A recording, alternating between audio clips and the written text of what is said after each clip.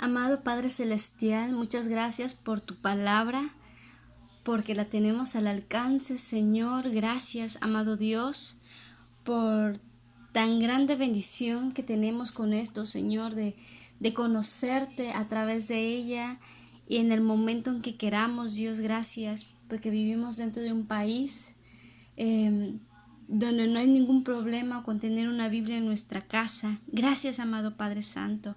Y hoy te pedimos, Señor, que sea tu Santo Espíritu enseñándonos, mostrándonos tu palabra y que seas tomando el control de este tiempo, Señor. Queremos aprender de ti, queremos analizar, escudriñar tu palabra. Te lo pedimos y te lo agradecemos en Cristo Jesús. Amén. Bueno, hermanos, hoy vamos a concluir el capítulo 3 de Primera de Timoteo. La última enseñanza fue sobre los diáconos y hoy vamos a terminar del 14 al 16, que habla sobre el misterio de la piedad. Es algo muy interesante. Bueno, vamos a leer. Dice así la bendita palabra de Dios.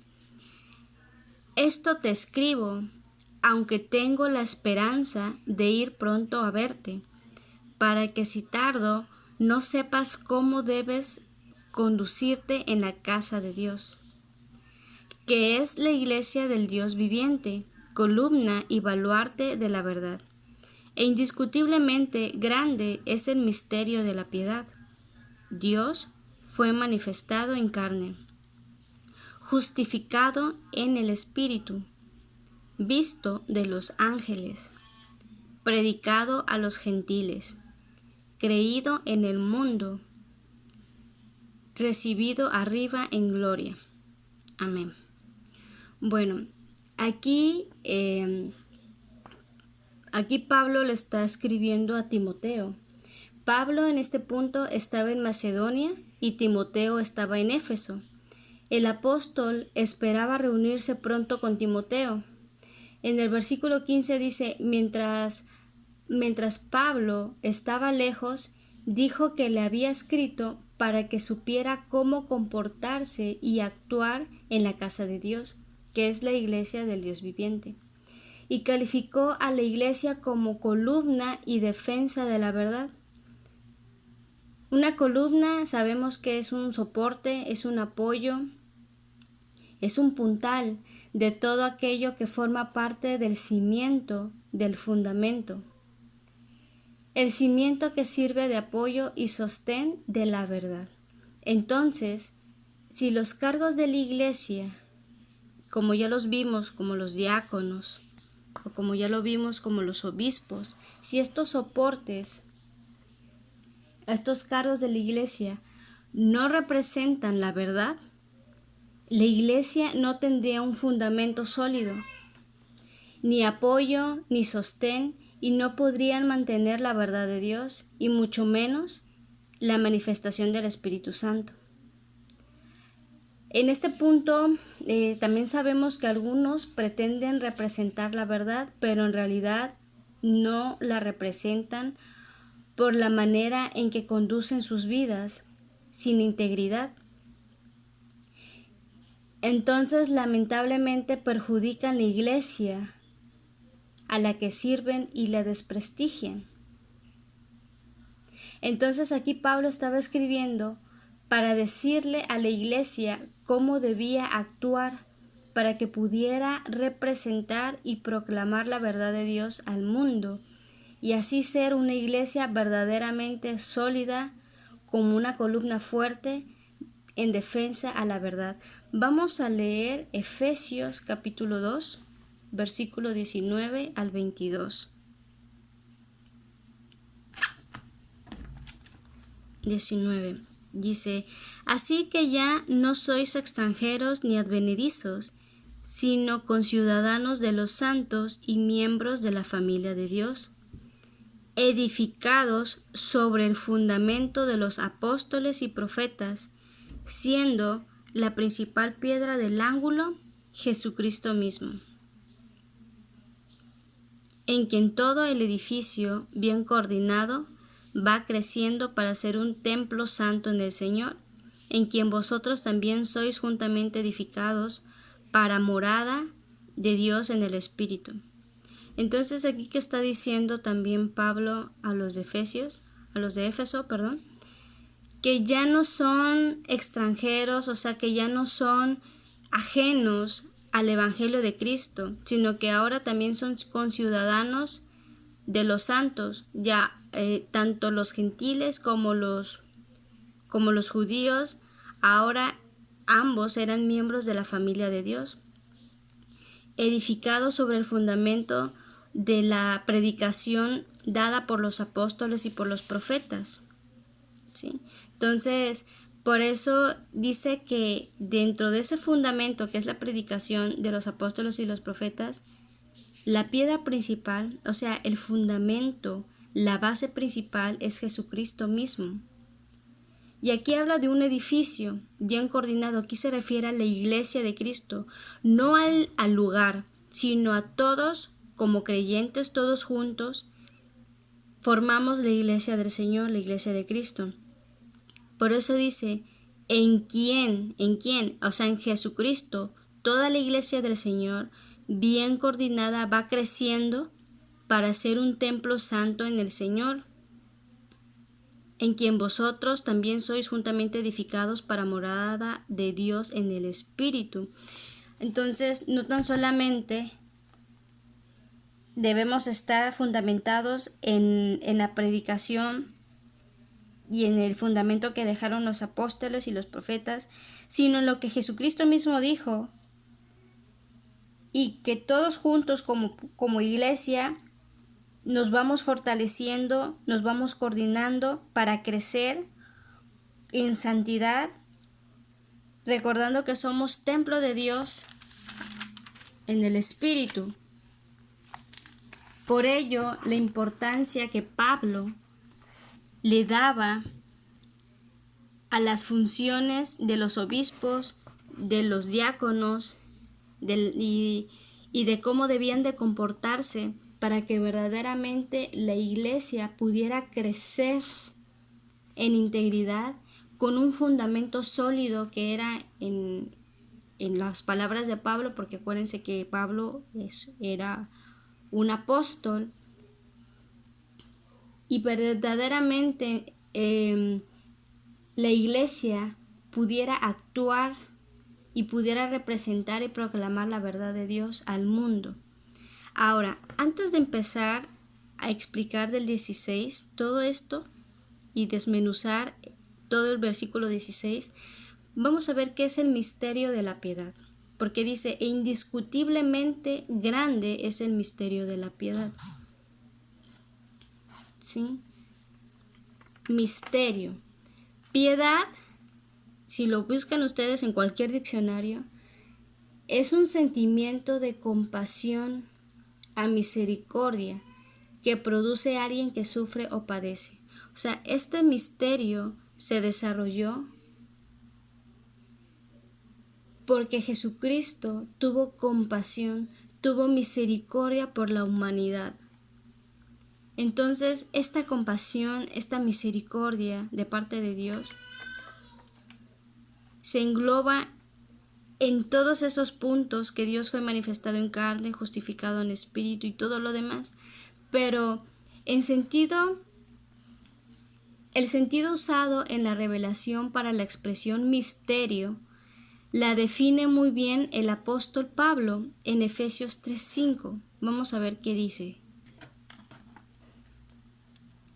Dice, misterio que en otras generaciones no se dio a conocer a los hijos de los hombres, como ahora es revelado a sus santos apóstoles y profetas por el Espíritu. ¿Qué está diciendo aquí? Que este misterio no fue dado a conocer a cualquier persona, sino que se le dio a conocer a los apóstoles y los profetas por el Espíritu Santo. Por ello acabamos de leer, por eso leímos al principio en Efesios 2:19, que el fundamento está en la predicación de los apóstoles y profetas. ¿Por qué? Porque a ellos se les reveló el misterio. ¿Ok? Ahora, en Marcos capítulo 4, versículo 11 al 12 vamos a leer. Bueno, ya estoy en Marcos. Dice, y les dijo, a vosotros os es dado saber el misterio del reino de Dios, mas a los que están fuera, por parábolas, todas las cosas. ¿Sí? Entonces, Jesús, cuando estuvo aquí en la tierra, les explicó el misterio del reino a sus apóstoles, a los 12. Pero a los que están afuera, o sea, a los que nada más les seguían porque estaban enfermos, a los que nada más les seguían porque tenían hambre, porque querían alimento, por parábolas. ¿Ok? Entonces, Jesús dijo que solamente a los creyentes les ha sido dado a conocer los misterios del reino de Dios. En cambio, a los de afuera, como dice Romanos 9:22, los vasos de ira preparados para la destrucción, todas las cosas les han sido ocultas para que no entiendan y no reciban perdón de los pecados, porque no son hijos de Dios. Eso lo pueden leer en Romanos 9, versículo 22. Entonces, la revelación de los misterios es solamente para los hijos de Dios. Por eso mismo, aquí mismo en Marcos 4:11, dice, a vosotros, a ustedes, os es dado a saber el misterio del reino de Dios, mas a los de afuera por parábolas. El misterio era una verdad oculta por Dios a los hombres naturales. Solamente podía ser conocida por la revelación de Dios, porque todas las cosas de Dios solamente pueden ser discernidas espiritualmente. Vamos a leer 1 Corintios 2:14. Ok, ya estamos en Corintios 2:14. Dice, pero el hombre natural no percibe las cosas que son del Espíritu de Dios, porque para él son locura, y no las puede entender porque se han de discernir espiritualmente. Ok, entonces los misterios solamente son para los hijos de Dios, para aquellos que entienden las cosas espirituales, porque los hijos de Dios ya son espirituales, mientras el hombre natural no comprende las cosas espirituales. También este misterio tendría su cumplimiento en el tiempo ordenado por Dios para ser revelado a sus hijos. Y por último, todos los misterios ya fueron revelados a través del Espíritu Santo a sus apóstoles y profetas, y están plasmados en este libro, en la palabra de Dios. El ministerio del apóstol Pablo, el ministerio del apóstol Pablo fue anunciado por el profeta Isaías. En Isaías capítulo 49, versículo 1 al 6, y confirmado en Hechos capítulo 13, versículo 46 al 48. El apóstol Pablo fue escogido para revelar los misterios a la iglesia de Dios. Por ello, Pablo es administrador de estos misterios. Vamos a leer 1 Corintios 4:1. Estamos en Corintios. Así pues, téngannos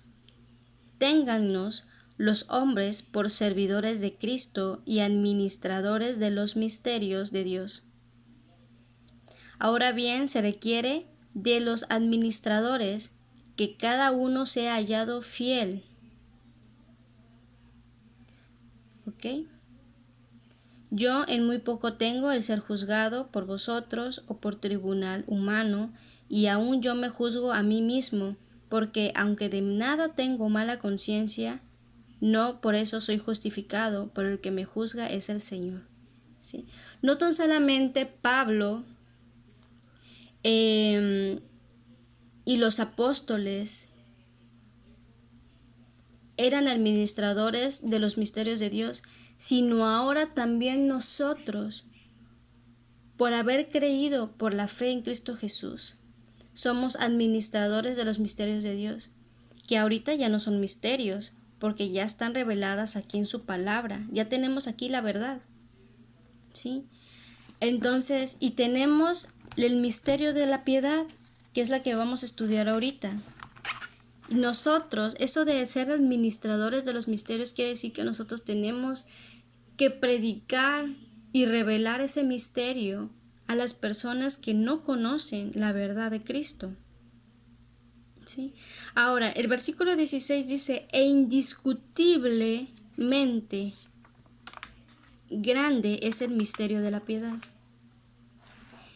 Indiscutiblemente quiere decir, sin duda alguna, que no puede ser cuestionado, algo innegable.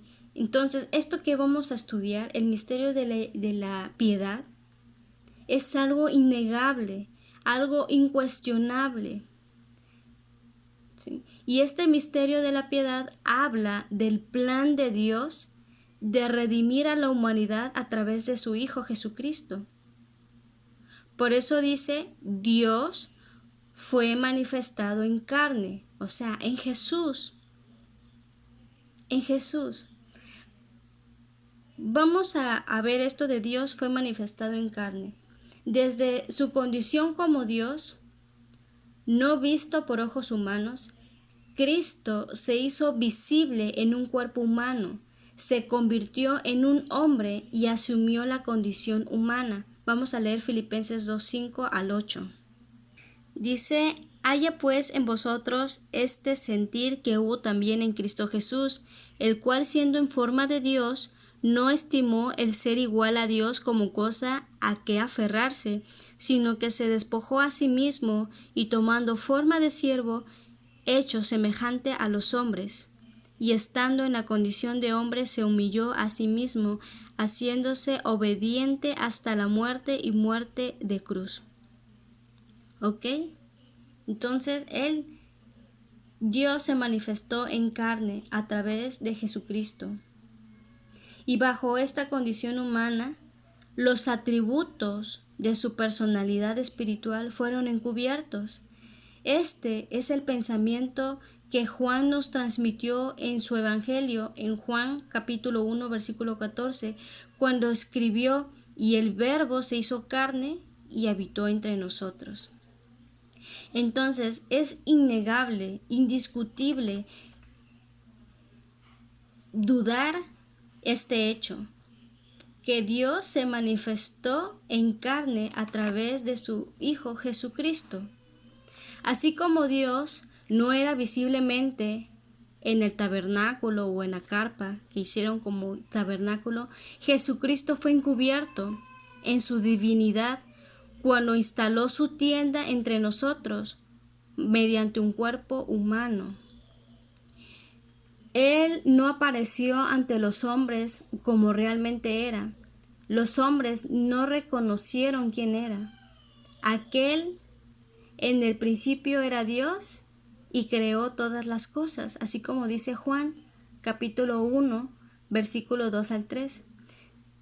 Jesús se convirtió en un niño pequeño e indefenso, como dice Isaías, capítulo 7, versículo 14.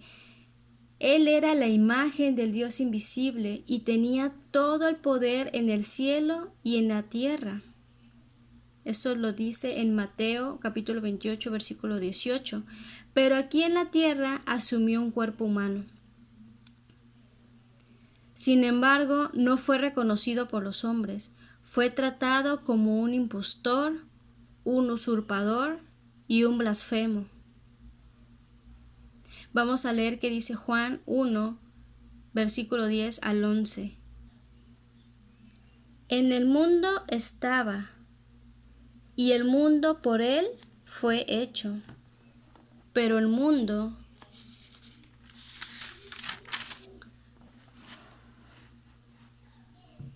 no le conoció. Pero el mundo no le conoció. A lo suyo vino y los suyos no le recibieron. ¿Ok? Entonces, Jesucristo fue odiado, fue perseguido y fue asesinado. El Dios manifestado en un cuerpo humano fue pobre y también fue tentado. y por Satanás fue tentado, en Lucas capítulo 4, versículos 7 al 9. Jesucristo fue probado y también lloró, derramó lágrimas. Y 4 veces podemos leer esos relatos de que Jesucristo lloró. Lloró por la angustia de quienes amaba cuando fue la muerte de Lázaro. Lloró en Juan capítulo 11, versículo 32 a 36. También lloró por los pecados de la humanidad. Pueden leerlo ustedes en Lucas capítulo 19, del versículo 41 al 42. Y también lloró en el huerto de los olivos antes de su crucifixión. Lo pueden leer en Hebreos capítulo 5, versículo 7. Entonces, Dios fue manifestado en carne. También fue justificado en el Espíritu. Y significa que Él fue justificado o reivindicado en el Espíritu, en su resurrección. Eso es lo que quiere decir en el Espíritu. En su resurrección hubo ocasiones en las que su gloria brilló aquí en la tierra mediante revelaciones y expresiones y testigos de quién era Él realmente. Hubo ángeles en su nacimiento. Su gloria fue vista en su bautismo. En Mateo capítulo 3, versículo 17, cuando se escuchó esa voz del cielo que dijo: "Este es mi Hijo amado, en quien tengo complacencia". Y también en forma de paloma descendió el Espíritu Santo durante su bautismo. Es un relato muy hermoso, lo pueden leer en Mateo 3:17, perdón. También vimos su gloria en su transfiguración en el libro de Mateo capítulo 17, versículo 1 al 2. Y en el momento de su detención también se manifestó su poder y su gloria. Lo podemos leer en Lucas capítulo 22, versículo 50 al 51, cuando Jesucristo sanó la oreja de un siervo del sumo sacerdote. Entonces, hubieron muchos eventos que ocurrieron en el momento de su crucifixión, ¿sí?, que también hicieron que el centurión que lo observaba dijera: verdaderamente este era el Hijo de Dios. Mateo capítulo 27, versículo 54. Hubieron muchas manifestaciones del poder de Jesucristo antes de su muerte y durante su muerte, pero fue cuando regresó de entre los muertos que le vimos justificado, reivindicado. Así que Él fue manifestado en carne, en un cuerpo, pero justificado en el Espíritu, como dijo el apóstol Pablo en 1 de Corintios, capítulo 15, versículo 44. Vamos a leerlo. Aquí dice el 44, se siembra cuerpo animal, o sea, cuerpo natural, por así decirlo, resucitará cuerpo espiritual. Hay cuerpo animal y hay cuerpo espiritual. Entonces se siembra un cuerpo natural, se resucita un cuerpo espiritual. Y ningún enemigo pudo poner su mano sobre Jesús, sobre Él, después de que resucitó de entre los muertos. Ahora, también fue visto de los ángeles. Cristo fue contemplado por ángeles. Aquí no dice que Él vio ángeles, más bien ellos le vieron a Él. Y hay muchísimos textos que pudiésemos leer, pero ustedes pueden irlo buscando con tiempo en sus casas. En Marcos capítulo 16, versículo 4 al 6, dice que el ángel que removió la piedra. Vamos a verlo. Ya estamos acá. En Marcos 16, del 4 al 6, dice, pero cuando miraron, vieron removida la piedra, que era muy grande, y cuando entraron en el sepulcro, vieron a un joven sentado al lado derecho, cubierto de una larga ropa blanca, y se espantaron. Mas él les dijo: no os asustéis, buscáis a Jesús Nazareno, el que fue crucificado, ha resucitado, no está aquí. Mirad el lugar en donde le pusieron. ¿Sí? Ahí estuvo un testigo, ese ángel. En Lucas 2:13, vamos a leerlo. Acá está. Dice, y repentinamente apareció con él, con el ángel, una multitud de las huestes celestiales que alababan a Dios y decían, gloria a Dios en las alturas, y en la tierra paz, buena voluntad para con los hombres. ¿Sí? Esto sucedió el día de su nacimiento. Y vamos a leer también Juan 20:11. Dice, pero María estaba fuera llorando junto al sepulcro, y mientras lloraba se inclinó para mirar dentro del sepulcro, y vio 2 ángeles con vestiduras blancas que estaban sentados, el uno a la cabecera y el otro a los pies, donde el cuerpo de Jesús había sido puesto. Y le dijeron, mujer, ¿por qué lloras? Les dijo, porque se han llevado a mi Señor, y no sé dónde le han puesto. Cuando había dicho esto, se volvió y vio a Jesús que estaba allí, mas no sabía que era Jesús. Jesús le dijo, mujer, ¿por qué lloras? ¿A quién buscas? Aquí dice el 16 que le reconoció. Y bueno, entonces estos son algunos de los ejemplos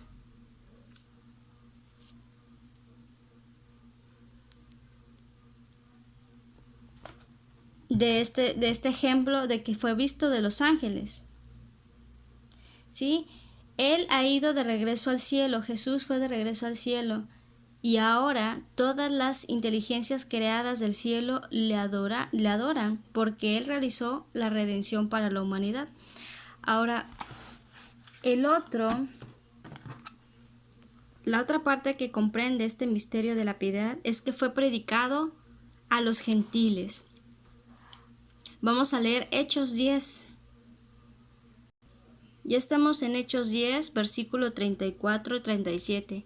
Entonces Pedro, abriendo la boca, dijo, en verdad comprendo que Dios no hace acepción de personas, sino que en toda nación se agrada del que le teme y hace justicia.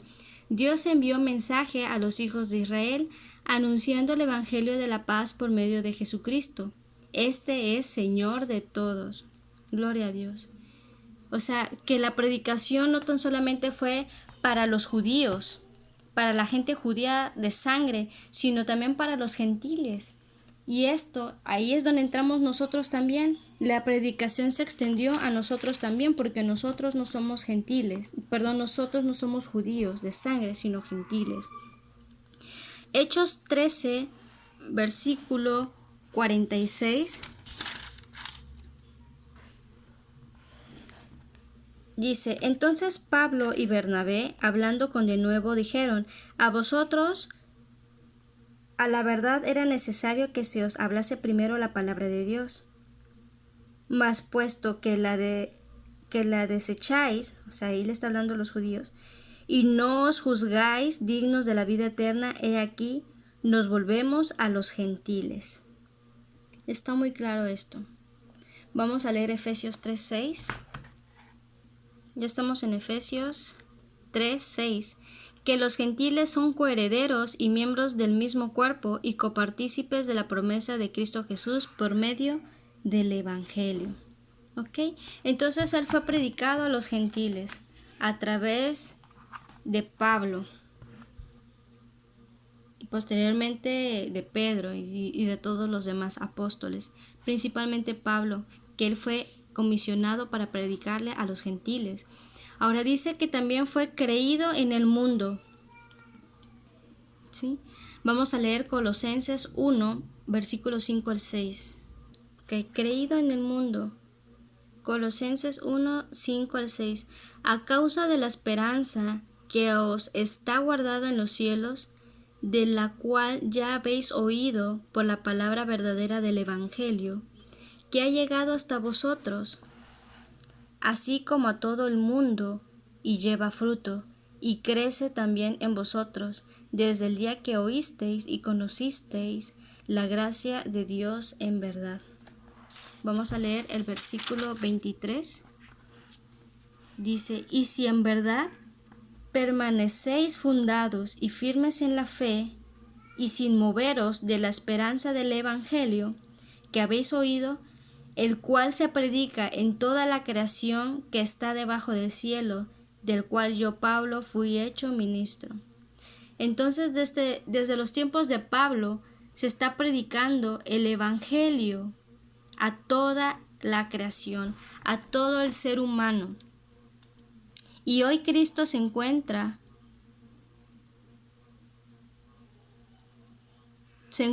siendo anunciado en todo el mundo, y muchos están creyendo en Él como su Salvador. Ahora, y por último, como parte de este misterio de la piedad, dice que fue recibido arriba en gloria. Vamos a leer Lucas 24:51. Ok, Lucas 24:51. Y aconteció que bendiciéndolos, se separó de ellos y fue llevado arriba al cielo. Vamos a leer Primera de Pedro. Primera de Pedro capítulo 3, 22. Dice, quien habiendo subido al cielo está a la diestra de Dios, y a él están sujetos ángeles, autoridades y potestades. Muy bien. Y hoy Cristo se encuentra a la derecha de Dios. Y para terminar, ahí se encuentra. Ahí Él está. Él fue recibido arriba en gloria y está sentado a la derecha de Dios Padre.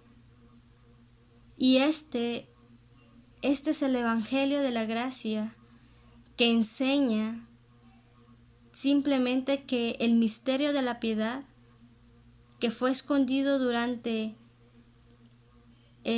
mucho tiempo en el Antiguo Testamento, es que Dios se manifestó en carne, como revela el apóstol Pablo, que murió y resucitó y ahorita está sentado a la diestra del Padre. Ese es el misterio de la piedad. Ese es el misterio de la misericordia. Por eso dice de la piedad, el misterio de la misericordia, del amor tan grande que Él dejó su trono, dejó su santidad y se humilló y tomó forma de cuerpo humano y tuvo que pasar hambre, sed, tuvo miedo, lloró. Y Él no tenía necesidad de esto, pero por su piedad, por su misericordia, por su amor tan grande, fue manifestado en carne. Tuvo que morir y resucitar para ser justificado en el Espíritu. Fue visto de los ángeles. Los ángeles fueron testimonio de su resurrección. Fueron testimonio de cuán obediente fue Él cuando Él se bautizó, cuando fue transfigurado también. Y fue predicado a los gentiles en todo el mundo. Y Él actualmente está arriba en gloria, al lado sentado de su Padre Celestial. Y quiero hacerte la siguiente pregunta a manera de reflexión. ¿Has hablado hoy con Él? ¿Con Jesús? ¿Le has dicho que le amas? ¿Le has agradecido por todo lo que te ha dado y por todo lo que ha hecho en tu vida? Oramos. Amado Padre Celestial, gracias Señor por el misterio de la piedad, que ya no es misterio porque ahora ha sido revelado en tu palabra. Hemos podido estudiar estos versículos con la Biblia, con la misma Biblia, no saqué otro libro. Tus misterios han sido revelados a través de tu palabra. Gracias por revelárselas a través del Espíritu Santo a tus apóstoles y tus profetas, Señor. Gracias por la vida de cada uno de los 12 que tú levantaste y por la vida de aquellos que tú levantaste después de tu muerte, como el apóstol Pablo, Señor. Gracias. Ayúdanos a perseverar, oh Dios, y a tomar muy en serio este misterio tan precioso, esta verdad tan hermosa que hiciste, este plan, porque el misterio de la piedad no es más que el plan de Dios, de nuestro Padre, a través de su Hijo Jesucristo, por amor de entregarse por nosotros.